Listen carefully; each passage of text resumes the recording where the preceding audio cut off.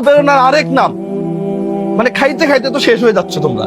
আরেক হ্যাঁ হ্যাঁ এই মামা আসেন দেখি, এই বই কার? হ্যাঁ সরসব বিলাল এক বই বেশি 1000 টাকা করে। হ্যাঁ ওই আমার ফ্রেন্ড, কিন্তু এই বইয়ের দাম কত? 300 টাকার এই বইয়ের দাম। আহকামে জিন্দেগি বহুত কিছু আছে তো নাকি? জীবনে চলার পথে যত মাসলা মাসাইলাম, হ্যাঁ ওদের থেকে হ্যাঁ যত মাসলা মাসাইল জীবন হাদিসের বই, এই বইয়ের দাম 5000 টাকা হলে সমস্যা নাই। ওর বইয়ের দাম 1000 টাকা হয় কেমন? আমি বই দেখছি তো।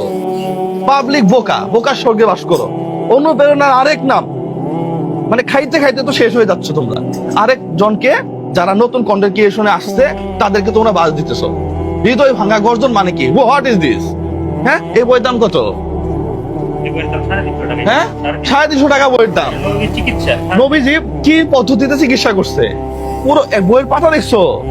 হ্যাঁ সরসব বিলালের বইটা আনেন নাই? হ্যাঁ বইয়ের মধ্যে কিচ্ছু নাই। 34 পাতার একটা বই যেরকম 100 টাকা খরচ না। এই বইটা তুমি 1000 টাকা কেমনে বিক্রি করো? ওর পিছনে লাগার বিন্দু মাত্র ইচ্ছা আমার নেই। ওর পিছনে না, কারো পিছনে লাগার ইচ্ছা নেই। কিন্তু মানুষ প্রতারিত হচ্ছে, মানুষ প্রতারিত হচ্ছে। সরসব বিলাল মন খারাপ করলে কিছু করার নাই। ও আমার ফ্রেন্ড, ওকে আমি ভালোবাসি। ওকে আমি একটা কথাই বলবো, তোমার যে ইমেজ আছে তুমি এটাকে কাজে লাগে মানবিক কাজ করো।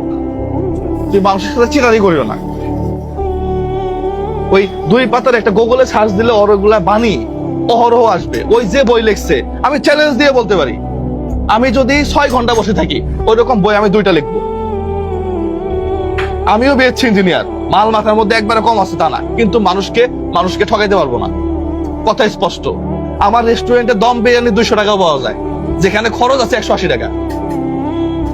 আমার রেস্টুরেন্টে আমি যে মাংস খাওয়াই, সাধারণ মানুষ যেগুলা মাংস কিনে নিয়ে আসে একবারে বড় গরুর, ওই মাংস দিয়ে কালা ভুনা করে খাওয়াই।